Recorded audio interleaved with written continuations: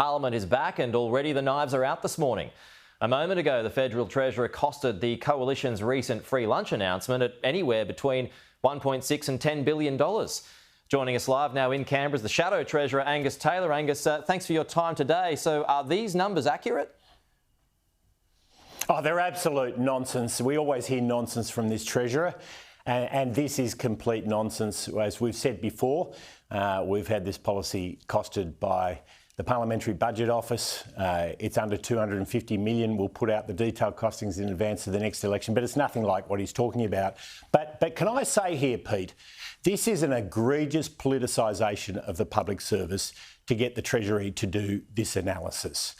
It is absolutely at odds, in our view, with the Australian Public Service Code of Conduct. I'll be writing to Stephen Kennedy today, the Secretary of Treasury, asking for a full explanation as to why he has done this.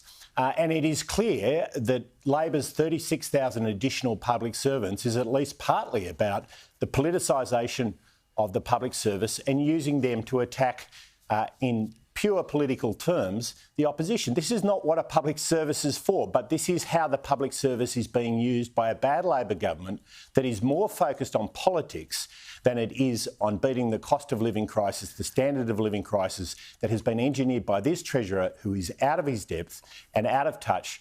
This is a modest tax cut for small businesses where we're seeing record levels of insolvencies. We have a Treasurer here who's never run a business and he doesn't want to see any businesses existing in this country. Just to back things up a bit, Angus, did you mention the cost of your policy is $250 million?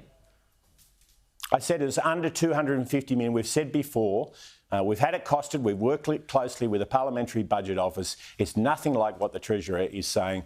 We'll be putting out the detailed costings in advance of the next election. So, and let's be clear, Pete. The public service is not there to make political attacks on your opponents. The Code of Conduct is very clear on this. This is an egregious politicisation of a public service which Labor is bloating for its own purposes. All right, so this is according to Treasury, though. The $1.6 billion figure, which is at their low end, is based on your parameters, and that's on an assumption that all businesses claim what they're entitled to. So might they be right? Oh, no, they're not right. The PBO has done these costings. We've worked very closely with them, and it's very, very clear what they are. There's no ambiguity about the work we've been doing with the PBO. That's a pretty big discrepancy, though. $250 million to several billion. Absolutely, and you have to ask the Labor Party why they're politicising the public service, Pete. Well, that's a question you need to ask. They might say, who is out of his depth, who is out of touch, and he is so desperate now, that he has resorted to politicisation of the public service. Is Stephen Kennedy will need to answer. Can I finish? Will need to answer why he has done this and how this is not a breach of the Australian Public Service Code of Conduct. Is it politicisation though if they've come up with the costs that you haven't announced yet?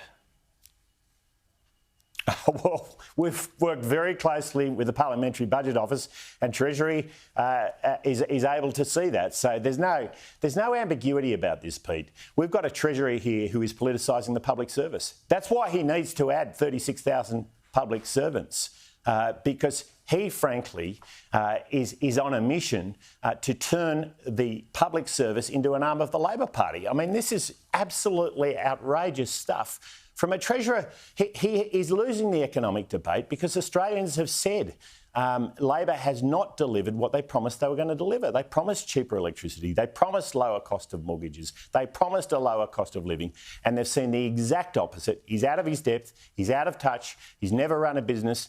And quite frankly, he won't stop until there's no small businesses left in this country. All right, we'll have to leave it there. Angus Taylor, the Shadow Treasurer there, coming on quickly to respond to the Federal Treasurer Jim Chalmers, who was on the program last hour. Appreciate your time, Angus. Thank you.